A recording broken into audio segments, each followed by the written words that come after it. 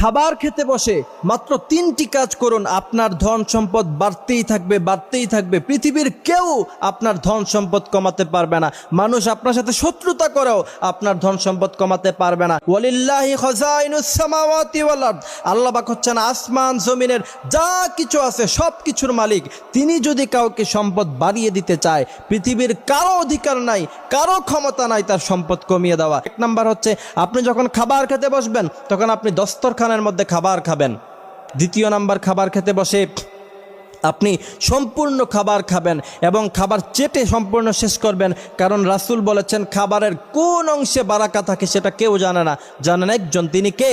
এই জন্য খাবার যখন আপনি খাবেন তখন সম্পূর্ণ খাবার আপনি খেয়ে ফেলবেন। 3 নাম্বার, আপনি খাবার খাওয়ার সময় আল্লাহর নাম বিসমিল্লাহি ওয়া আলা বারাকাতিল্লাহ এই দোয়াটি পরে তারপর আপনি খাবার খাবেন। এই 3টি টিপস যদি আপনি প্রতিদিন খাবার খাওয়ার সময় নিয়মিত